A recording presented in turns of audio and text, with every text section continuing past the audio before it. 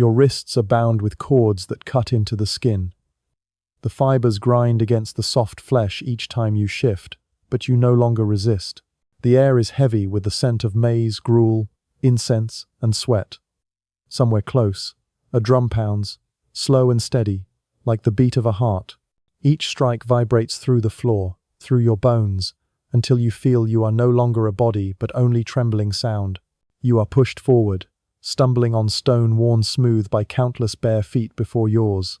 A hand grips the back of your neck, forcing your head down. You do not see the faces of those around you.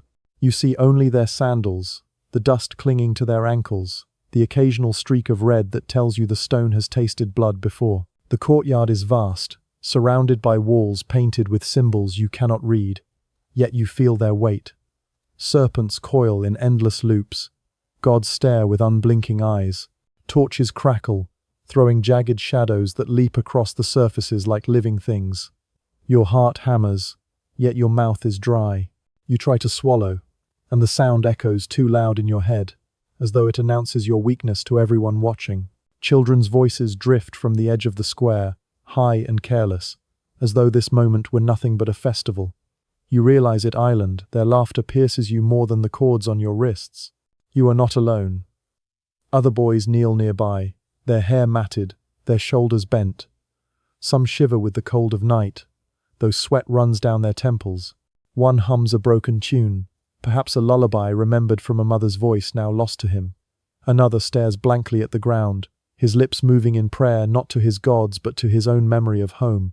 The guards stand tall, their obsidian blades catching the torchlight. They do not speak, they do not need to. Silence itself becomes command.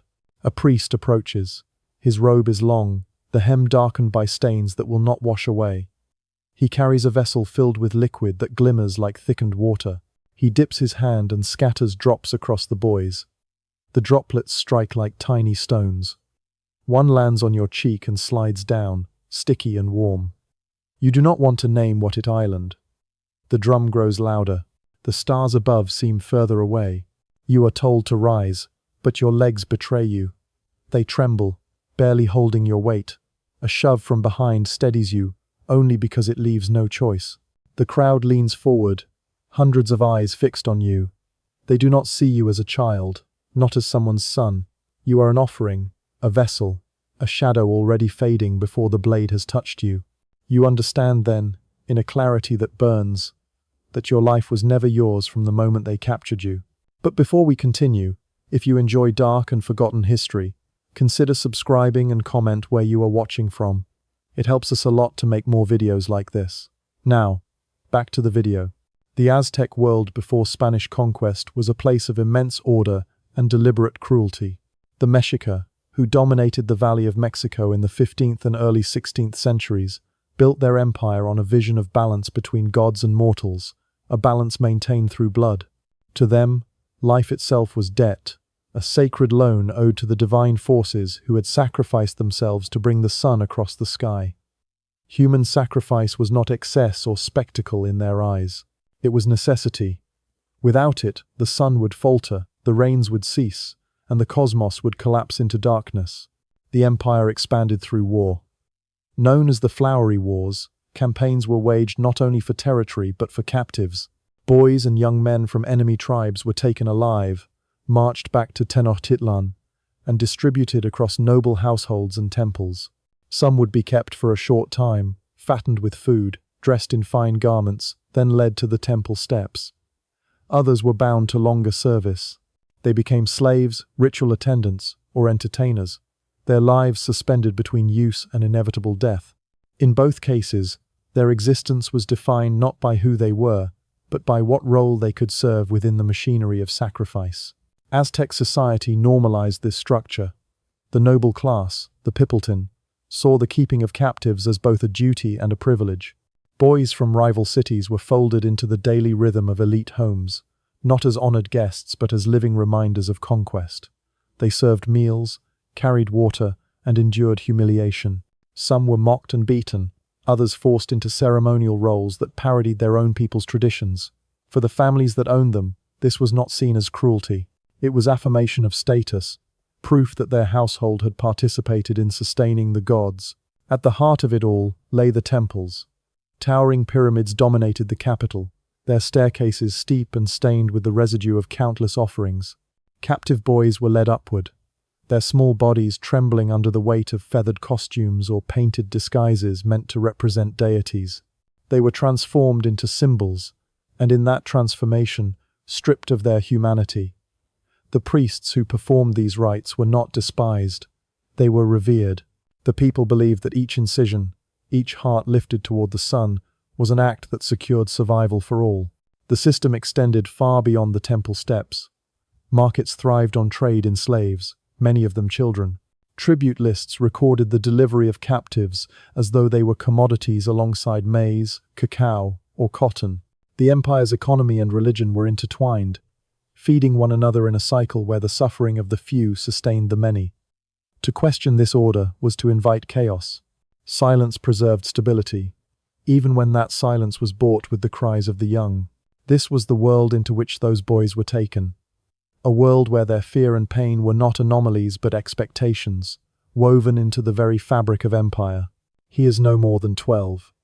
His name is whispered only once, the night before his capture, when his mother cries out as soldiers drag him away. To the Mexica, that name is irrelevant. In Tenochtitlan he is given a new identity, not as a boy but as property. His thin body is examined like livestock, his hair is cut short, a cord is tied around his neck. He is handed to a noble family who look upon him with the calm indifference of those who see him not as a child but as tribute. His days follow a rhythm of servitude. At dawn, he sweeps the courtyard with a broom made of reeds, the rough fibers scratching his palms until blisters form. He grinds maize into flour, his small arms straining against the stone metate, the rhythm of crushing echoing the rhythm of his heart. When he falters, a stick descends across his shoulders. He learns to move quickly, silently, never daring to meet the eyes of his masters. The house is filled with laughter and music, yet none of it belongs to him. He is the silence in the corner, the shadow carrying water jars heavier than his frame can bear. At night, when the city hums with drums and flutes, he curls against the cold wall of a storage room. The scent of cacao and roasted maize lingers in the air, but hunger gnaws at him. He dreams of the forest of his homeland, of rivers that sang as they twisted through the earth, of his sister's hand clasped in his. He wakes to the rough shove of a guard reminding him of his place. His tears are hidden in the darkness. They are of no use here. Other boys share his fate. Some are older, already resigned to silence, their eyes dulled like river stones. They whisper to one another when the masters are not near, telling stories of home as if speaking them aloud could keep those places alive. One speaks of his village where the mountains were painted red in the evening Sunday. Another recalls the laughter of cousins lost in battle. Their words are fragile, stolen from a life already slipping into shadow. Each story ends with silence, the unspoken truth that none of them will see those places again. Sometimes the boy is taken to the temple. There he is made to carry offerings of incense and flowers. The steps of the pyramid rise before him like the bones of a giant.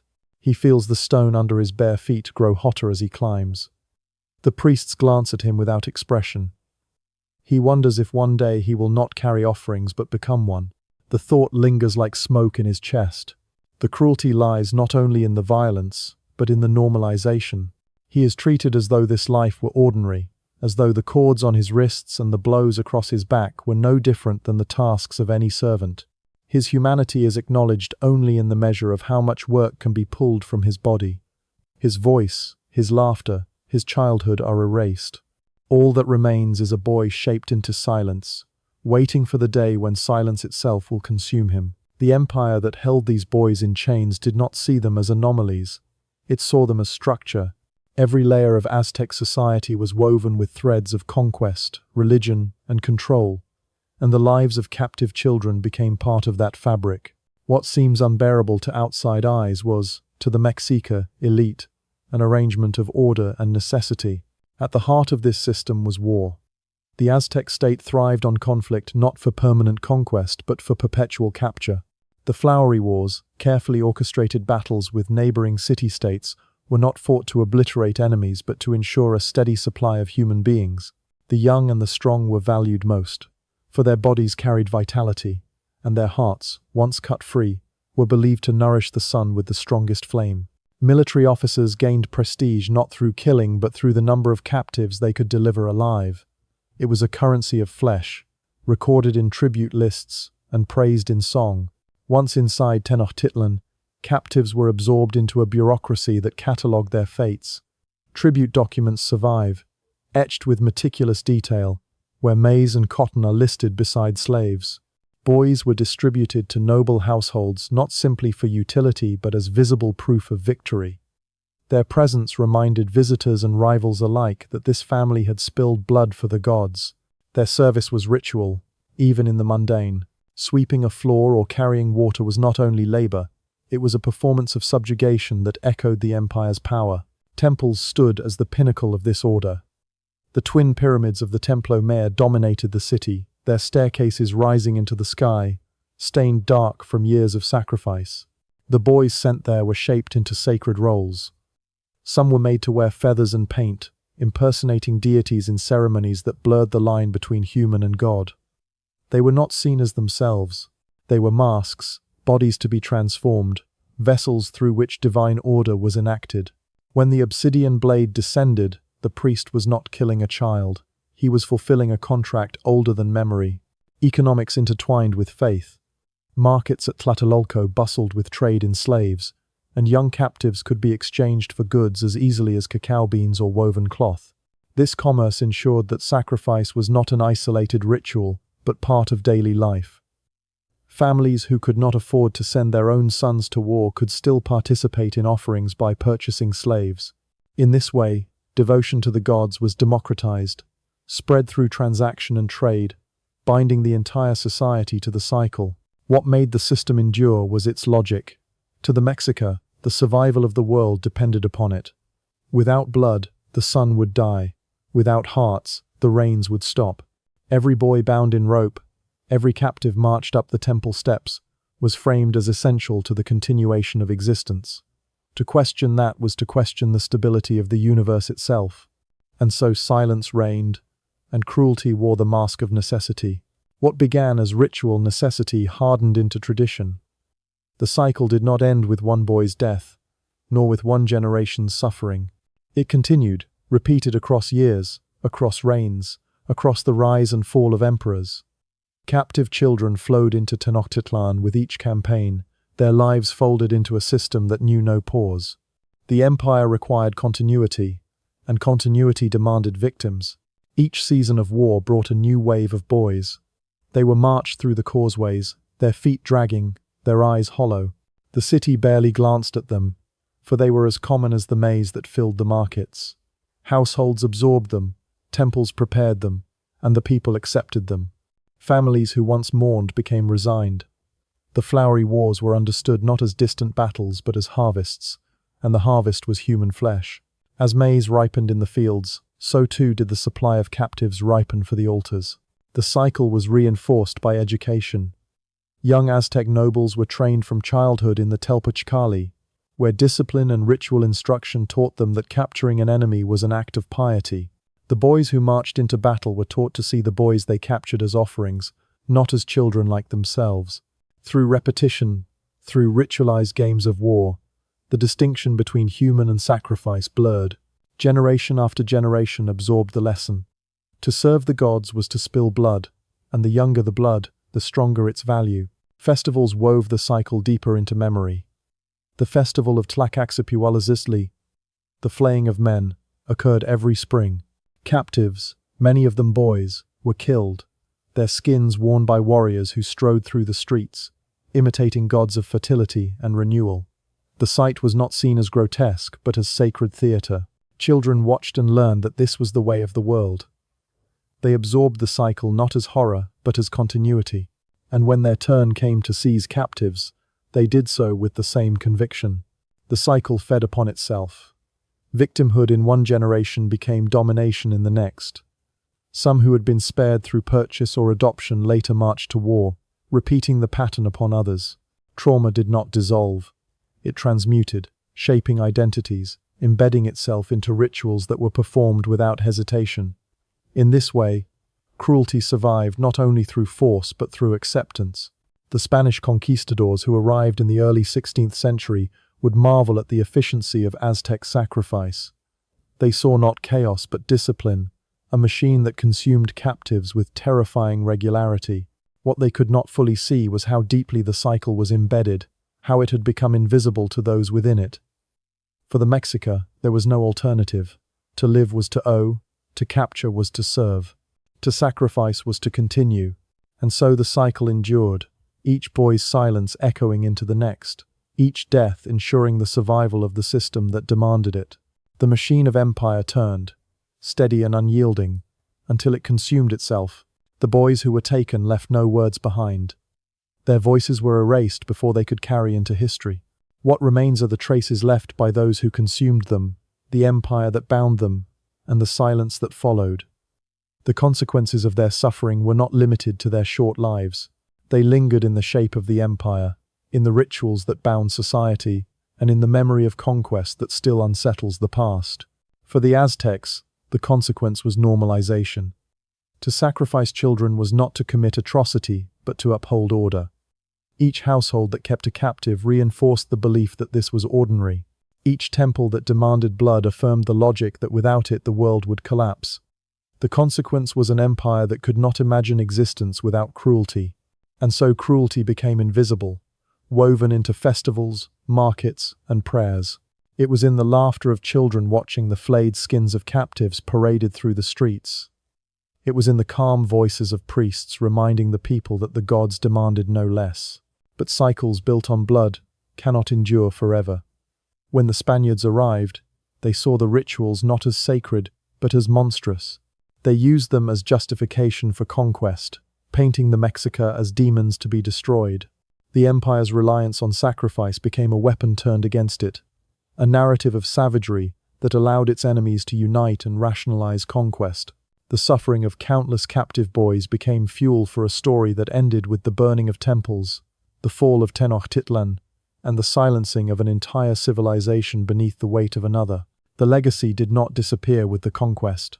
It lived on in fractured memory, in stories told by descendants, in the unearthed remains of small bodies buried with offerings, their bones painted with cinnabar or marked with obsidian cuts. Archaeologists uncover these traces and write them into reports. But the boys remain anonymous, their names never recovered, their faces lost to time. They survive only as statistics, as evidence catalogued and stored, their humanity muted even in death. The deeper consequence is silence.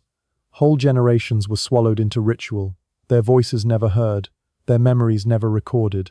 That silence echoes still. It is in the way we reconstruct the Aztec past through fragments left by conquerors, through the words of outsiders who describe the rituals with horror. It is in the absence of testimony, the inability to hear what the boys themselves felt as they were led up the steps of the Templo Mayor. Their truth is irretrievable. What remains is only shadow. This silence is perhaps the most chilling legacy. Cruelty that is normalized does not leave screams behind. It leaves only stillness. The boys taken from their homes before the Spanish conquest became part of an empire's rhythm. And when that empire fell, they fell deeper into forgetting. Yet their absence remains a presence, a reminder of a system that devoured the young, and of how easily necessity can be used to justify what should never have been endured.